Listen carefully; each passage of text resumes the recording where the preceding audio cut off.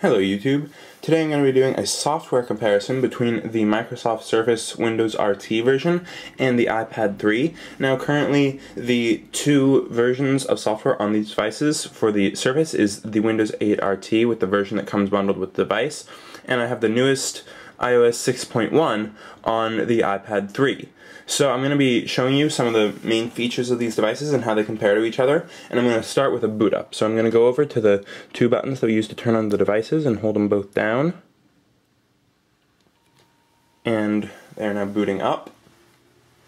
So we're just going to wait and see the process that each one goes through to boot up. Now this is Windows 8, but it is the RT version, which means that it has a lot of restrictions that you can't, doesn't work with like a lot of stuff that regular Windows can do. One of those is that it has to run only Microsoft approved apps, I believe, so you can't like go and just download whatever apps you want. But you can see now we have both up and working, and we are going to open both of the devices. This one doesn't have a passcode lock. This one does. It's just 1111. And once you enter it, it'll open right up. So these are the home screens of the two devices. You can see they both have a very different look. If you've ever used the Windows 8 theme for one of your iDevices, if you have those, this pretty much works exactly like that. We've made a couple videos on that, and it just emulates the UI perfectly. If you want to get to like your little settings panel, you have that over here. And then you have like your default apps and some widgets you can put on, and then you have like your installed apps. So as far as like default apps go, you can see we have like a finance app here, which you actually don't have on the iPad because it doesn't have the stocks app or the several other apps like the calculator that they took away. You can switch back out by opening this up and going to the start menu. And one thing that the Microsoft Surface has an advantage of over the iPad 3 is the desktop, which basically emulates the regular Windows 8 desktop, so you don't have to be navigating through that other screen, the start menu. So here we have stuff like Internet Explorer, so you can just, this basically functions as a regular computer, and it can't like install a lot of things because it's limited by that.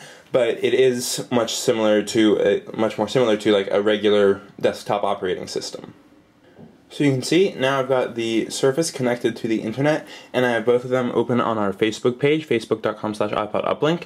And one thing that can get a little confusing about the Surface is you do have two different options as far as several things are concerned. If you go into desktop and click Internet Explorer, then it'll boot the Internet Explorer app in the desktop, but right now we're just running in the Internet Explorer app, so the difference between those two can get kind of confusing, and honestly the Internet Explorer in the desktop is a little bit clunky. It's much nicer to use the one that is built directly for the device. So you can see they both scroll. The iPad actually goes on with the momentum for a little bit longer, and the Surface stops sooner, but they're both very similar. The Microsoft has its address bar disappear unless you slide up from the bottom, and the iPad one just hangs out up there at the top. And then here you can see when you slide up from the bottom, you can select between different tabs, whereas on the iPad you would click there and then switch between different tabs like that.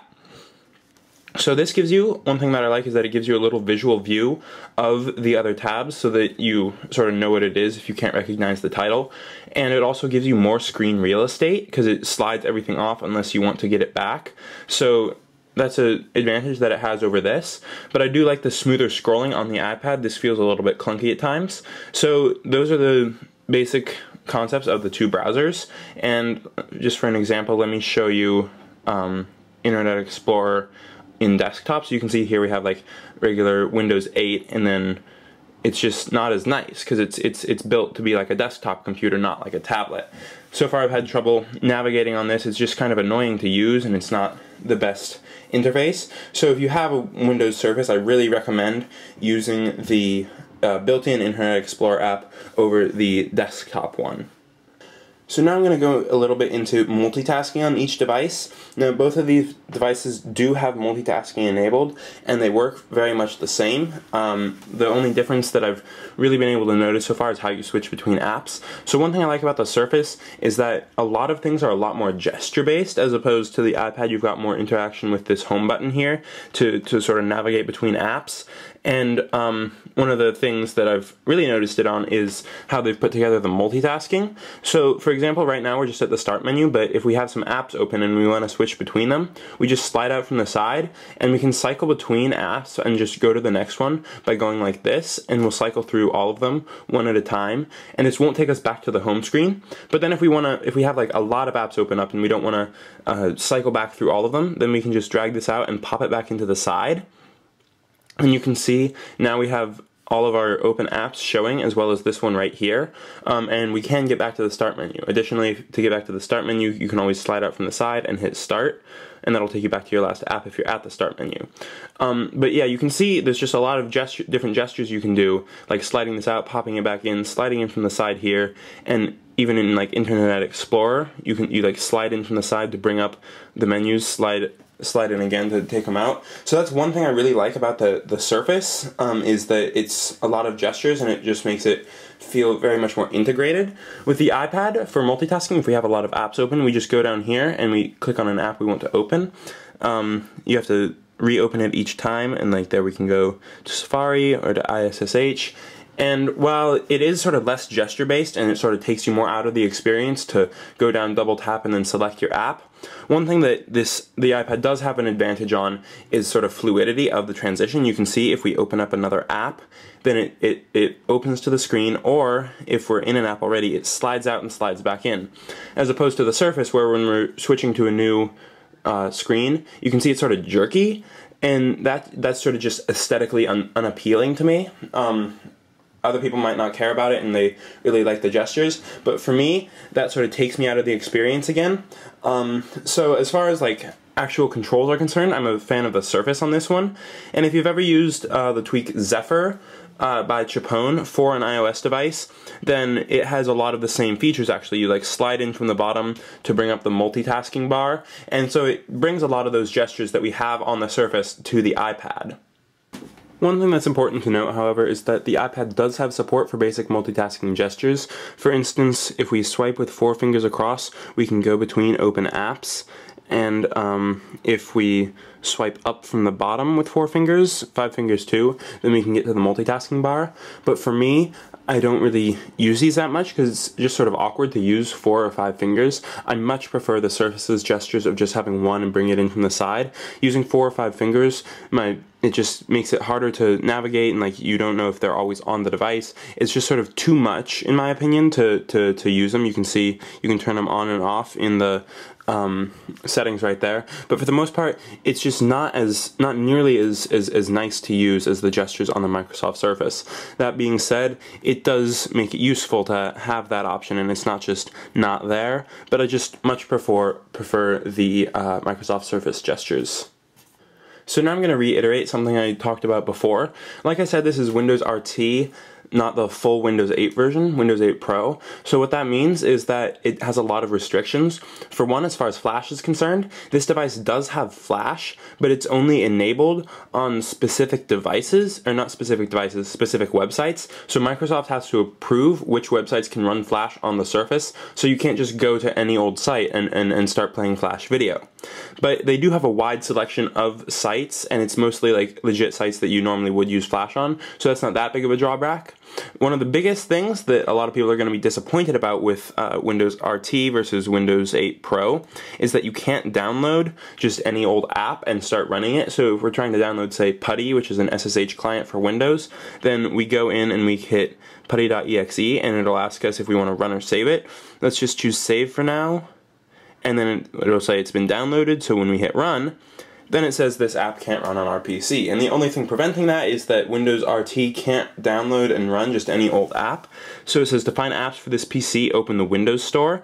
So that's one of the restrictions that really sort of annoys me about the about Windows RT versus Windows 8, because while the iPad can't do that either, it's sort of apparent that it's completely different from Mac OS, and so you're not going to be able to just download any old thing. Whereas with the Windows Surface, with the Microsoft Surface, sorry, it does come off as running like a full Windows 8 version, so you can't necessarily know right away. And Microsoft is just overall very unclear about what can and can't run, so they haven't done a good job of informing consumers.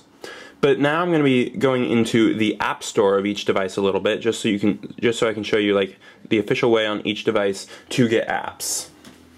So here is the Windows App Store versus the iOS App Store. You can see that the Windows App Store very much emulates the home screen with the different sort of blocks, different sizes, and you scroll to the side. And all of the icons on the iOS App Store very much mimic the home screen of the iOS. So both of these have a lot of similar apps. The iOS App Store obviously has a much wider selection just because it's been around for so much longer, and the Windows Store does not have as wide of a selection, although it still does have a lot of popular things like Netflix, Skype, Angry Birds, so it does have a lot of things, but just as far as like overall selection, you just aren't going to find anything as huge as the iOS App Store. And then for downloading apps, you just have to find one you want, tap on it, and it'll open up that screen. Let's download Skype on here too. So you can see, then we hit like install if we want to install that. Same thing here. And it'll start downloading both of them. And you can see it takes us back out to the other screen, and it'll just leave us in here. So then, now that we've had that installed, we can go back to the start screen, and it appears just at the end. It still says installing, and you can see when this will be done here too. So we'll just wait for those to complete.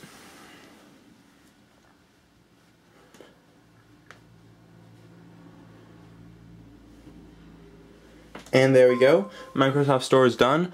App Store is almost done, so we can open that up, and you can see it gives us a little notification that Skype was installed, which is nice.